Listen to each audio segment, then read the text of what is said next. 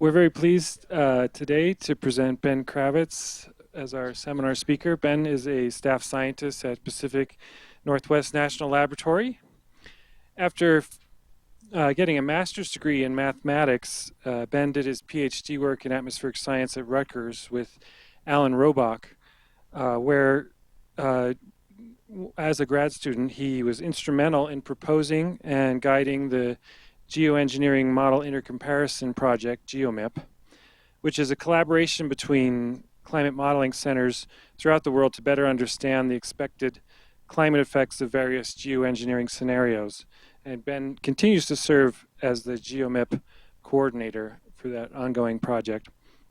His current activities focus on using engineering techniques in climate models to better understand climate feedbacks, teleconnections, and how the climate responds to change.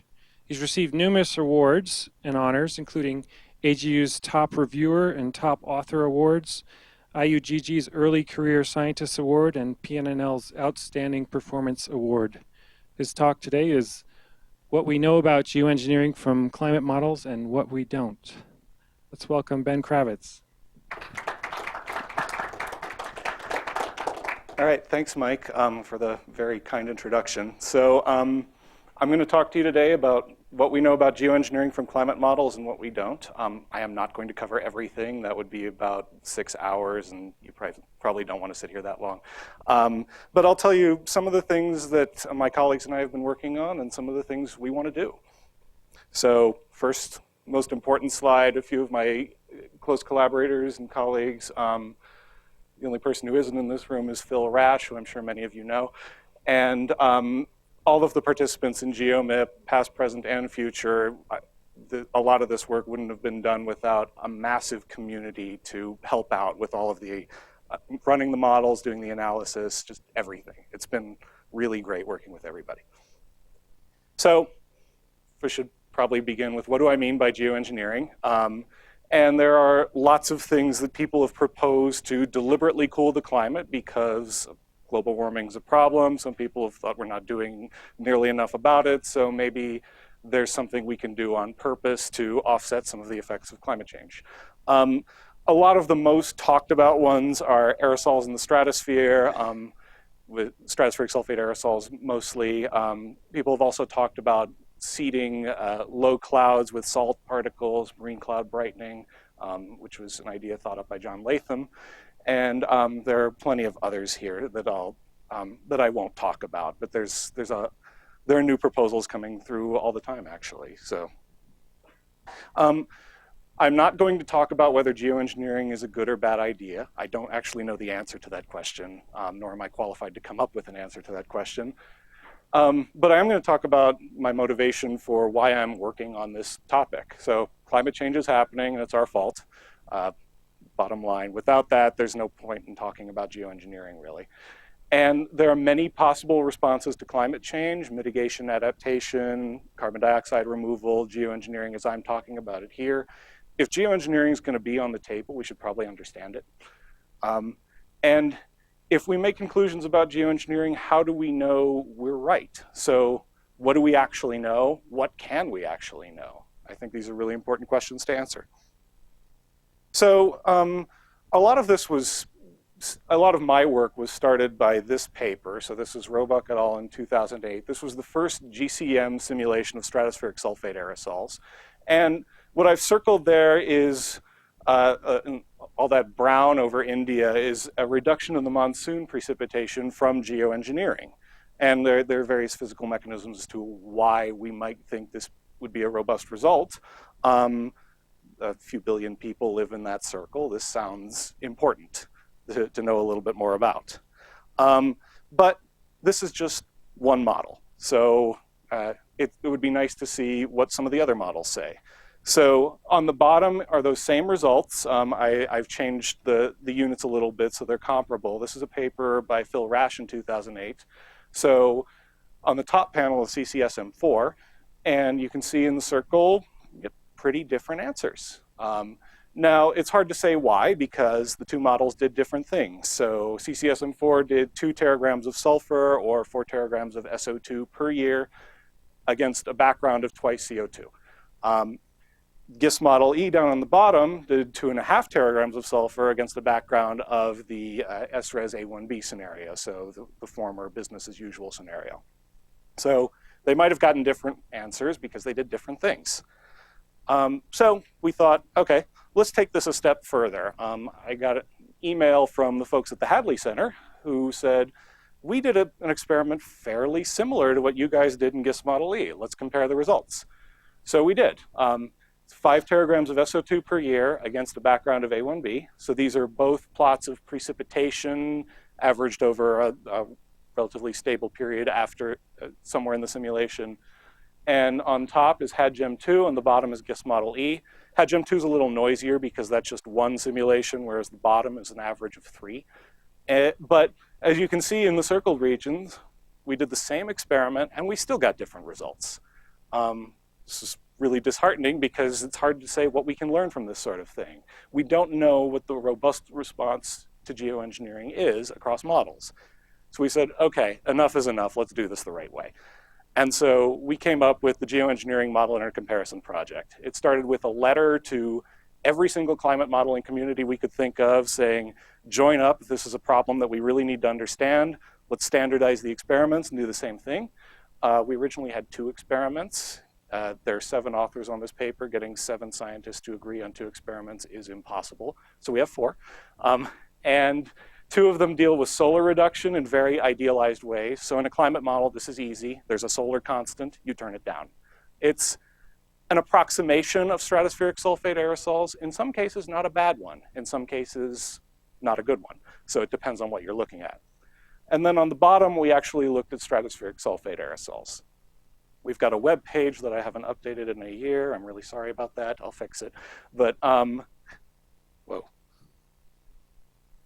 Okay.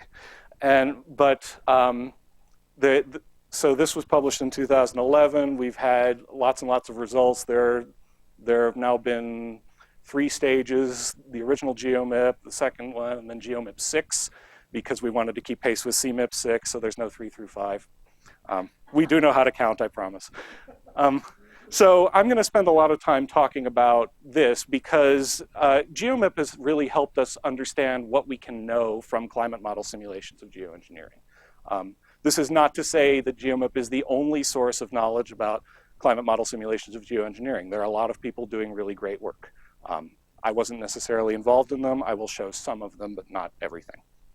So, some things we know. I'm going to start with experiment G1. So, starting from a control run, you abruptly increase CO2 4 times. This is a standard experiment in CMIP 5. Then you turn down the sun so that top of atmosphere radiative flux is 0.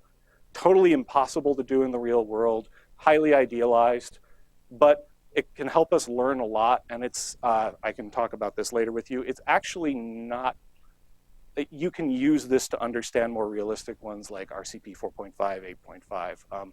There's some very nice work by Peter Good that's done that sort of thing. So this has been a really useful experiment. 12 models did this at first. I think we're now up to 15. And so this is a plot of temperature averaged over the last 40 years of simulation. So we did 50 years. We averaged over 11 through 50. And in this experiment, geoengineering overcools the tropics and undercools the poles. This makes sense if you think about it. So CO2 is basically everywhere, but sunlight has a latitude dependence. So you're going to do less in the poles than you are in the tropics, especially in the polar winter where there's no sunlight, so turning down the sun does nothing. The stippling shows where the models do not agree on the sign of the response. So you see there are bands where the sign changes from positive to negative, and some disagreement over land, but there's a shocking amount of agreement. So basically, all of the models show more or less the same pattern. Here's the precipitation response. The stippling is different on this one. This was pulled directly from IPCC, and they do their stippling differently than I did in the paper. So on the left is the precipitation response for quadrupling CO2, averaged over years 11 to 50. This is just June, July, August average, so boreal summer. On the far side is the quadrupling CO2 and turning down the sun, as in experiment G1. And we get a lot of agreement across the models. So there's an accelerated hydrological cycle in high CO2, we know this, and there's a weakened hydrological cycle, especially in the tropics, under G1. This has also turned out to be a very robust result. Diving into precipitation a little bit more, Simona probably knows these figures quite well because she made them. So looking at the monsoon index, because if you remember the Roebuck et al. 2008 paper was my initial foray into geoengineering. So we wanted to look at the monsoon. So there's global precipitation, there's a global monsoon index in the middle, and then there's the ITCZ on the far side. And basically you see a very similar pattern. The monsoon is reduced by geoengineering. The bars show the model spread. So there are a couple models that don't show quite they actually show a slight increase, but most of the models show a decrease in monsoon. So the global monsoon index is an aggregate of all the monsoon areas. If you break this up by individual monsoon regions, you get something that's really similar. So this is not just cherry picking the results. We can go even farther. So this is another figure from Simona's paper. So there's, under an increasing CO2 world, there's the rich get richer and the poor get poorer. Kevin Trenberth was very closely involved in that, so that's probably heard quite a bit in this room by now. Geoengineering under this scenario reverses that trend. So you can see this sort of upward slope, the rich get richer over here, the poor get poorer over here. You get the exact opposite pattern under the geoengineering scenario. So not only are the precipitation changes that we've seen true for the mean climate, they're also true for some of the extreme events. And there's another paper that's actually looked into probability distributions by Charles Curry, where we've seen something very similar. Geoengineering is really good at restoring the hydrological cycle back to the pre-industrial in this simulation. Same story with sea ice. So pre-industrial controls in black. The red is 4 times CO2, starting to look pretty bad when CO2 goes up very high.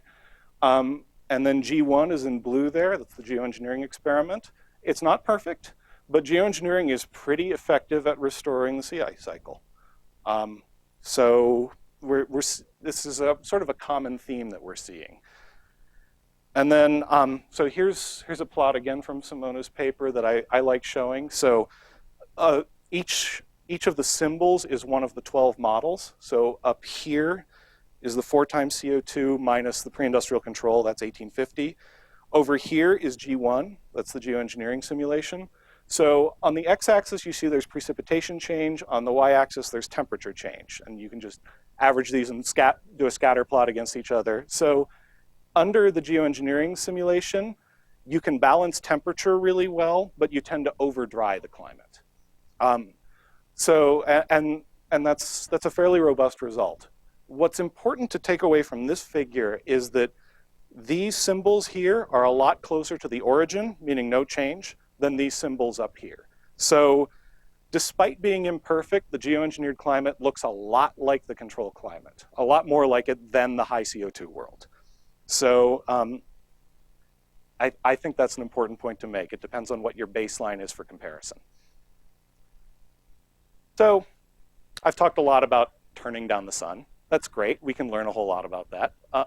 What about more realistic methods of geoengineering? So let's look at experiment G4, where we actually took the models and injected stratospheric sulfate aerosols into them, as best the models could. It really varies depending on the complexity of the model. So against an RCP 4.5 background, in retrospect, we probably should have picked RCP 8.5, but we thought that that was going to be absolutely ridiculous and kind of scary as opposed to the path we're following right now.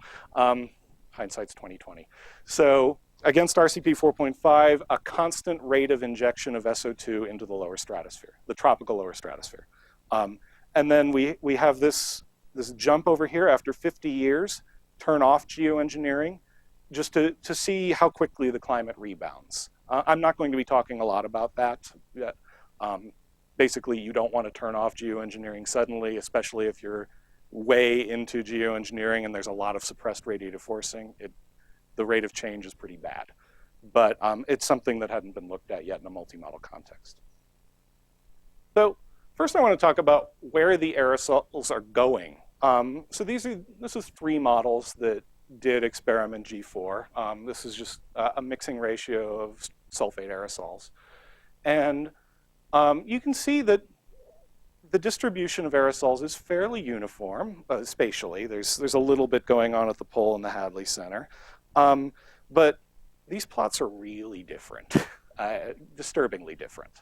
So G4 may not have been as controlled an experiment as it could have been, which is fine. That's kind of what we set out to do. We wanted to look at model diversity. This model diversity is a little more interesting than I'd like it to be. And that translates into something that looks like this. So this is just change in global mean temperature under experiment G4. So 0 is whatever the global mean temperature was in 2020. And you can see the models differ by a degree. It would be good to understand why. It could be because the models are putting aerosols in the different places. It could be because the models have different climate sensitivities. In fact, we know they do. It could be different ways they're handling different physical processes. The point being, well, they all show cooling. That's good. But that's basically all we can say from this plot. More work is sorely needed. It's important to look at these more realistic simulations because turning down the sun isn't exactly the same as stratospheric sulfate aerosols. In some cases, it's very different. So this is a figure from Ulrike Niemeyer and colleagues. So up here, the black line is RCP 4.5. The blue line is where they offset some amount of radiative forcing through sea salt injections. Sea salt, it works, it's reflective. It also can brighten clouds. This fixed one is where they did something artificial to turn the radiative forcing down. Sulf is where they use stratospheric sulfate aerosols, and Sol is where they just turn down the sun. So in terms of the difference between stratospheric sulfate aerosols and just turning down the sun, look at the difference between the red and the yellow lines. They do depart. Now the results here are probably strongly dependent on how the models handle aerosols. So this model has the capability of having really good microphysics in it. There are lots of models out there that just have a bulk treatment. We're finding out that the bulk treatment doesn't really get the right answer. And if you use the bulk treatment, it tends to look a lot more like turning down the sun. If you use complex aerosol microphysics, it tends to be a little different. There are lots of reasons for that. So stratospheric aerosols heat the stratosphere. They cause dynamical changes. They fall into the troposphere. They can affect clouds. The pattern is different. A bunch of different reasons why this might be different. Yeah.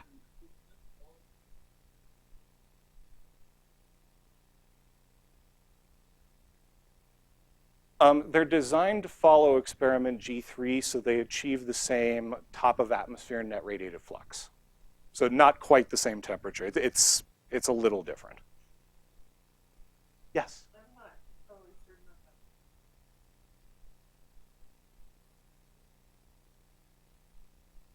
It does, yeah. So when so sulfate aerosols, I'll repeat the question. So sulfate aerosols do turn into acid rain when they fall down. You have to look at the magnitudes. So we're in these experiments, we're talking about 5 teragrams of SO2 per year, 8 maybe. In terms of industrial activities that people already do, it's about 100. So yeah, it's more acid rain. Depending on where it falls, it might hurt some very pristine ecosystems, but it's basically not that big of a deal at these levels. So I'll actually get to a plot where we'll come back to that. Here's a plot from Valentina Aquila and colleagues looking at what happens to the QBO. So the quasi-biennial oscillation, the stratospheric winds. It's an oscillation that's approximately every 2 years, quasi-biennial. So up top is RCP 4.5. The next 2 panels are injecting 2.5 teragrams of SO2 per year into the stratosphere at 2 different heights. And you can see what happens. So you'll notice this sort of phase right here. So red, blue, that's the QBO. Red starts to get a little bit longer. It's even longer here. And then once you get down to 5 teragrams per year, for this one, it's getting even longer, and for this one, there's basically no shift. So it locks the phase of the QBO. Now that's true for this model. I've been talking with Yago a little bit and seeing some plots. That is not necessarily true at this magnitude for Wacom. So it's worth keeping in mind that these results are model dependent, but there's something going on here. This is not necessarily benign. There are changes in what's going on in the climate. Yes?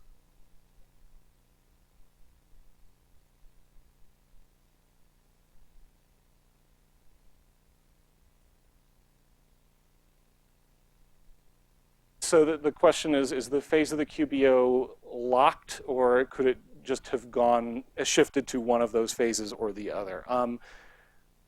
I forget which one this is. I think it's the westerly phase. It's the one where there's less of a stratospheric transport barrier, so aerosols tend to spread out more. It's kind of like a negative feedback.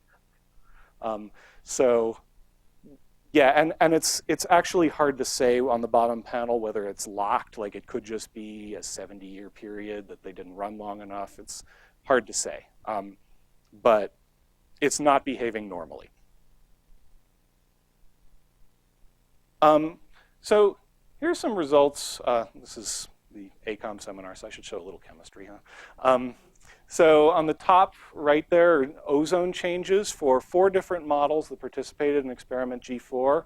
On the bottom left are the plots of stratospheric AOD, zonally averaged. So I'm not going to tell you which model's which because I don't remember, and I did that on purpose. But basically, they're doing really different things. 2 of these are coupled chemistry models, so they have really good chemistry, really good microphysics, all that fun stuff. 2 of them are GCMs. And they don't necessarily have expansive treatments. So one of the GCMs does not have heterogeneous chemistry on the aerosol surfaces. Turns out that really matters for ozone changes. There are various other things that are going on, various different processes. The point is the models are all over the place for this sort of thing. And if you look at the stratospheric aerosol optical depth, they're not even putting the aerosols in the same place. I don't know what the right answer is. The folks in CCM Val may. But the point is you wouldn't expect these models to get the same answer because they're not doing the same thing. And they probably should, because this suggests there's something missing in one of the models, or maybe all of the models. It's not to say any of these models will give you the right answer, but there's something missing in here.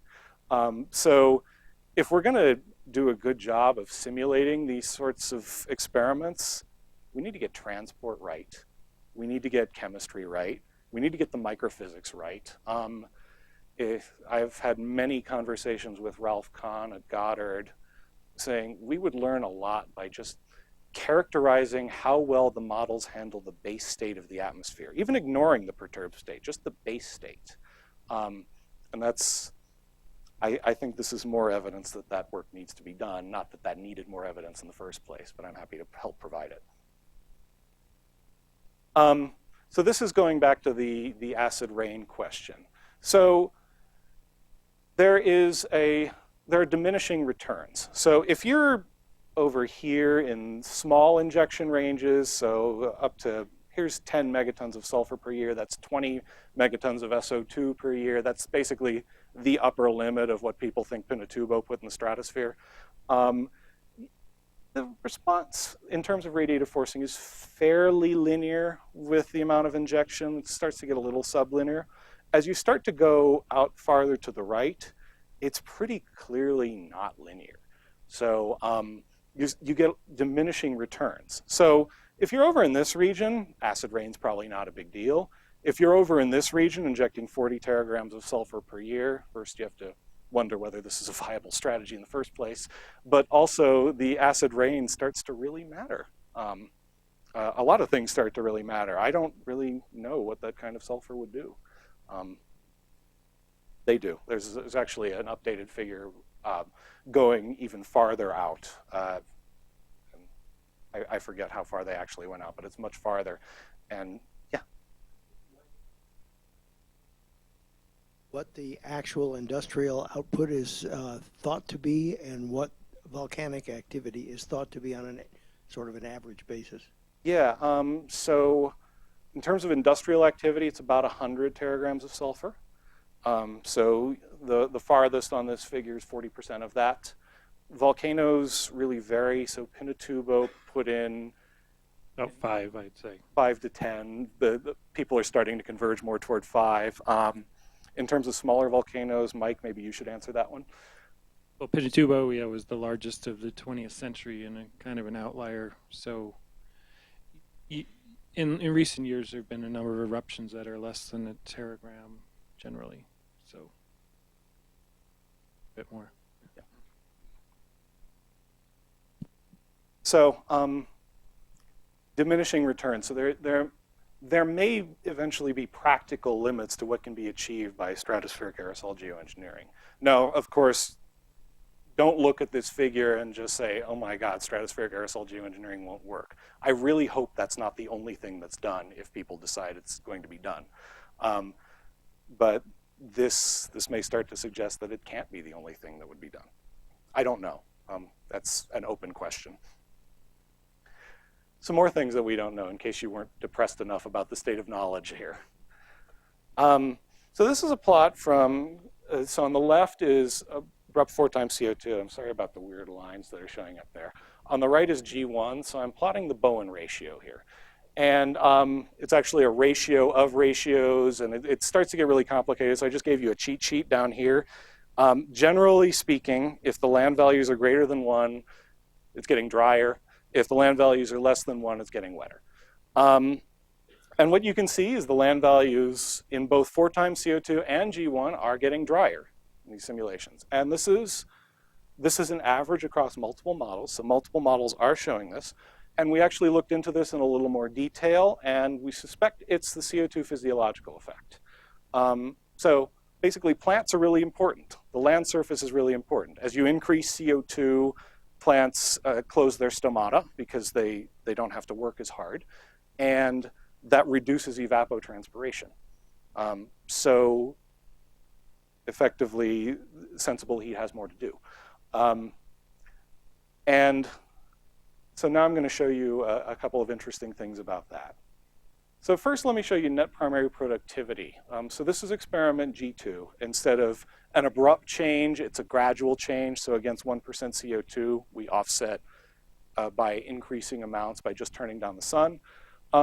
Net primary productivity sort of like aggregates a lot of different land variables all into one. And you can see they group. So there's this group up here. There's then this group right here. And then there's this group down here. These are the CLM ones. So they have a nitrogen cycle in them. I'm not saying the nitrogen cycle is perfect, but it sure looks important to me. Nitrogen limitation is probably a very big factor in why we might be getting some of the results we're getting. So how important is the CO2 physiological effect?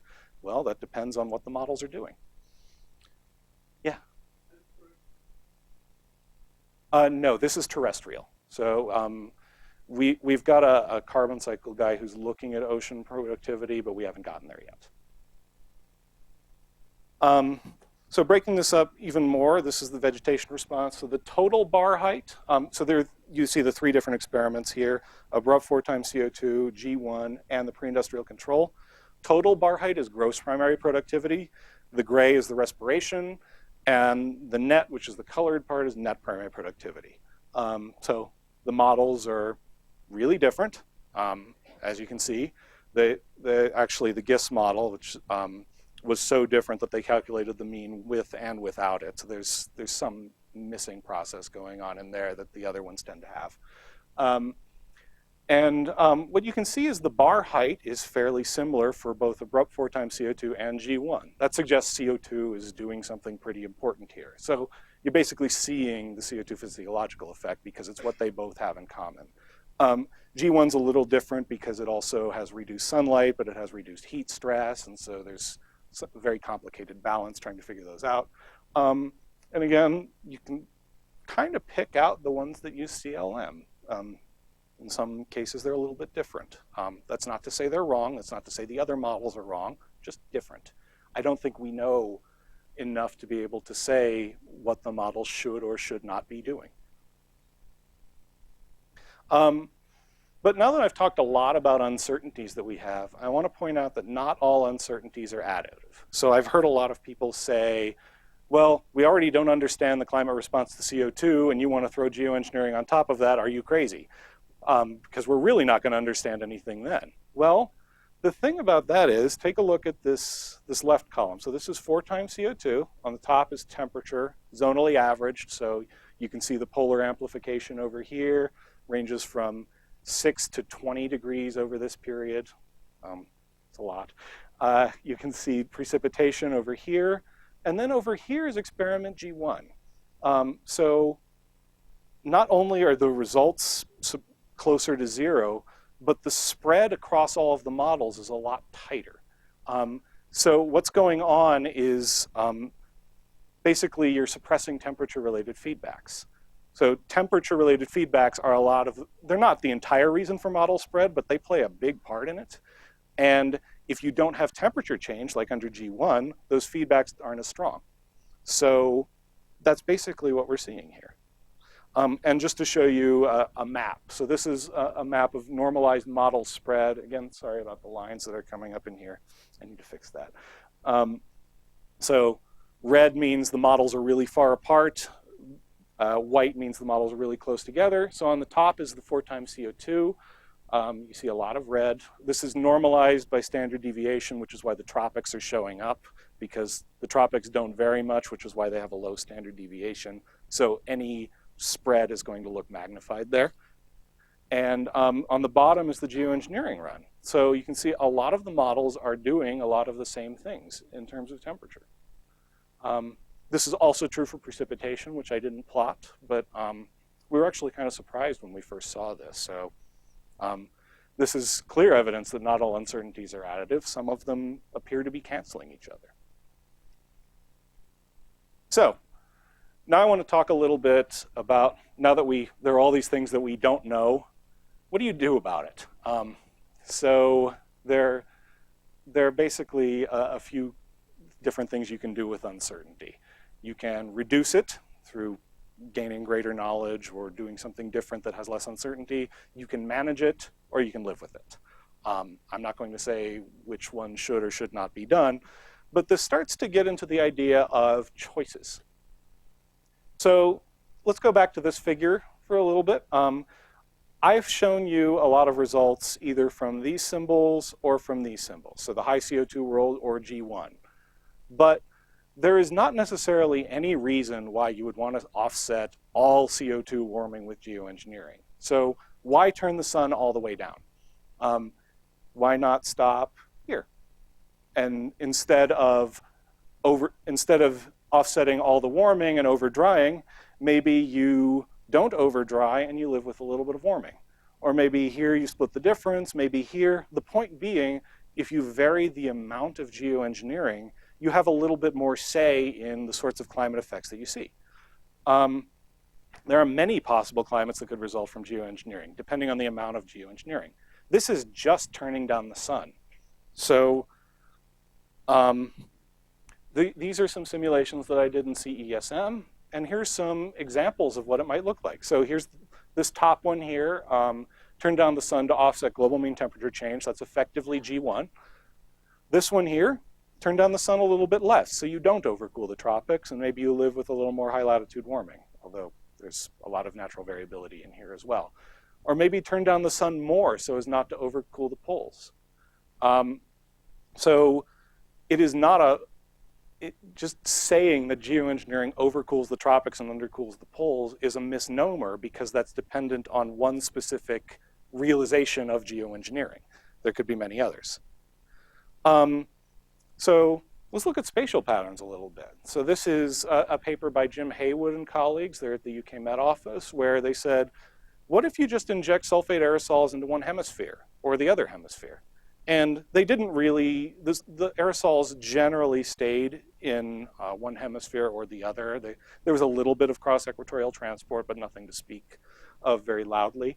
And I want to point out what happens down here. So in one of the situations, there's drying of the Sahel, and in the other situation, there's greening of the Sahel. And what's going on is the ITCZ tends to shift toward the warmer hemisphere. So if you cool one hemisphere a lot, the ITCZ is going to shift away from it. And as it happens, that's where the Sahel really gets some of their precipitation. So that's to suggest that, so this is one of the first ones that I'd seen where people didn't just do uniform geoengineering. There have been a couple others here and there. But this is really starting to get into design aspects of geoengineering. So then Doug and I and a couple other people put together this paper where we said, okay, let's vary, this is really idealized, so let's turn down the sun, instead of turning down the sun uniformly, which is this black line, let's turn down the sun with a latitude pattern that's linear or quadratic. And instead of just doing it all year, which is this dotted black line, S0, let's turn it down in seasons. So these are raised cosine functions. So this is turning it down just in the springs, boreal spring, boreal summer, boreal fall, boreal winter. And what ends up happening, so here's the pre-industrial baseline, and this is just any plot you can make. So we did a scatter plot of northern hemisphere sea ice extent versus tropical precipitation. Two things people might care about. I don't really know whether they're high on your list or not high on your list, but we thought they might be high on somebody's list. Here's 2 times CO2, so you get a lot less sea ice, as you might expect. Precipitation goes up. That's the acceleration of the hydrological cycle. If you just turn down the sun uniformly, just reduce the solar constant, you can travel anywhere along this black line here, depending on how much you turn it down.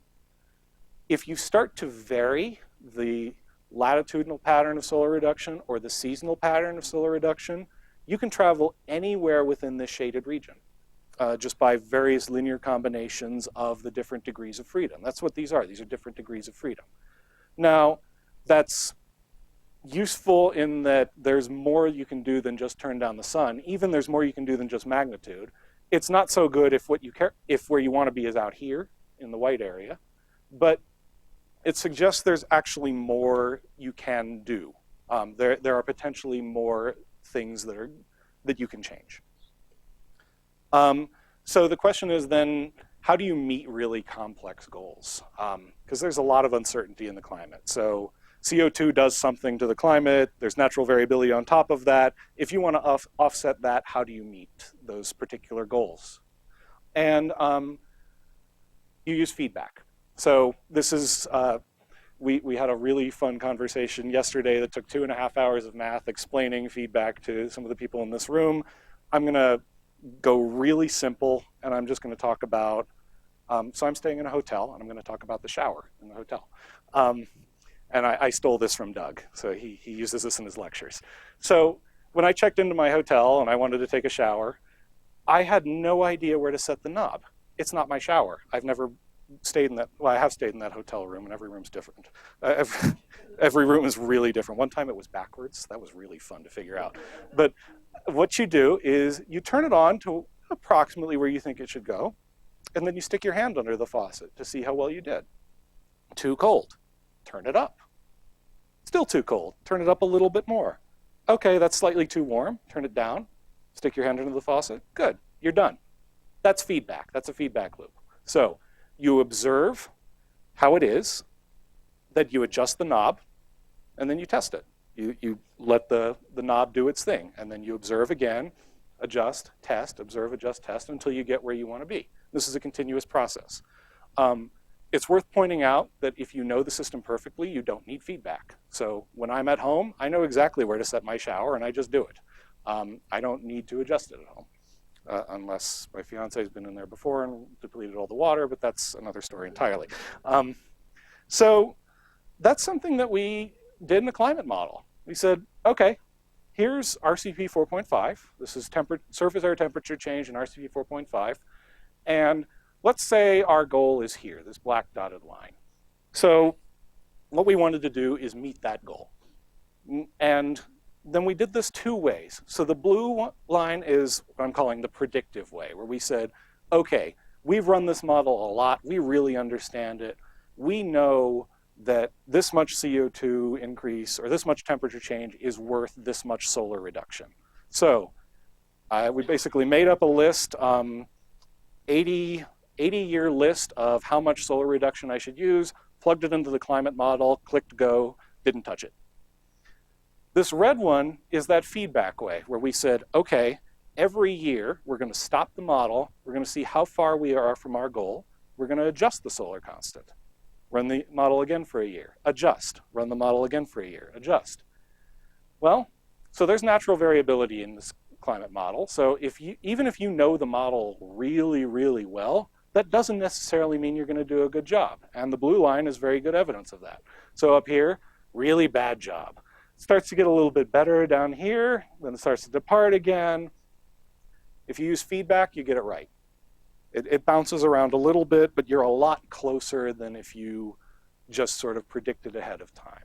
So feedback can manage some uncertainties. We don't necessarily fully understand radiative forcing and climate response in this model as well as we need to design a perfect geoengineering strategy.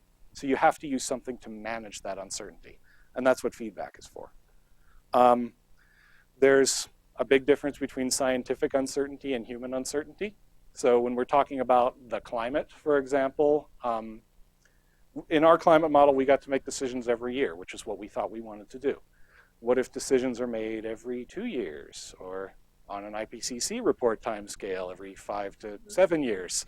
Well, you can see what happens. Let's just look at this top row here. So this is a simulation where we said, okay, here's the background, here's our temperature goal.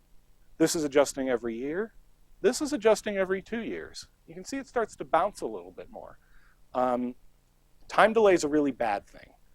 And I can talk more about why that's the case.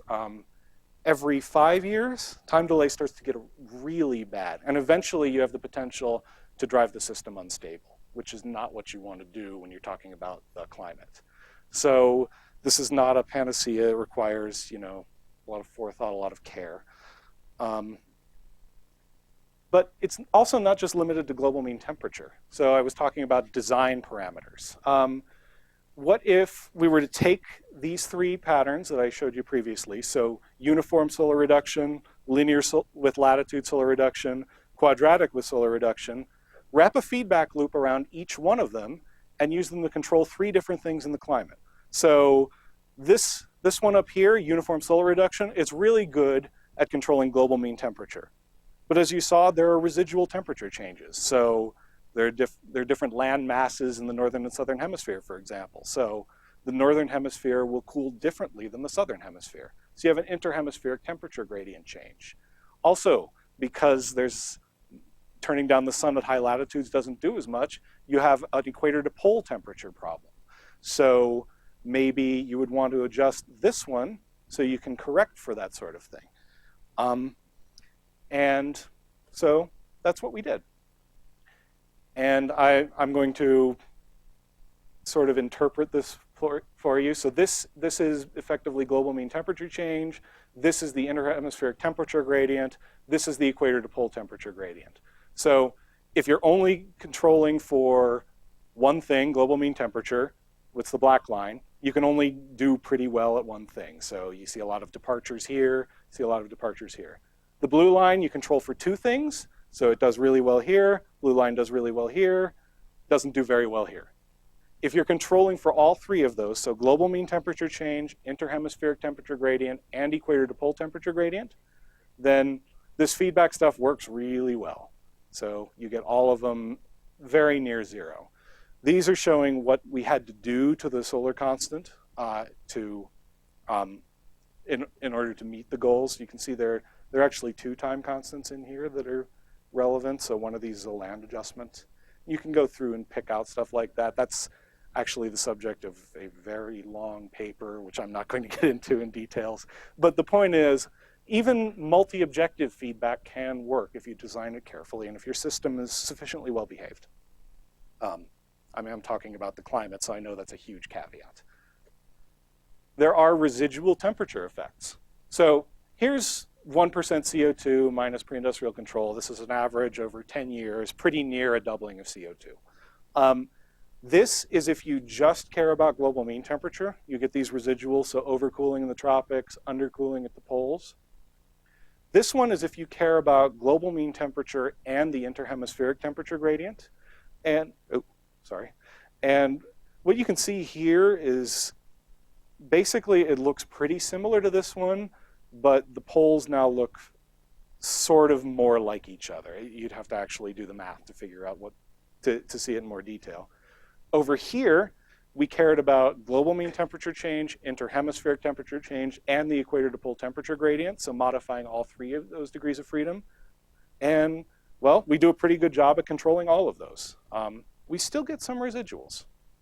So if you are only modifying 3 degrees of freedom, you can only control for 3 things. If we think temperature right here is really important, we need another degree of freedom to control for it. So these are residuals of the design, side effects if you want to call them that. The point being, you can only control for what you tried to do, unless you're lucky. Yeah?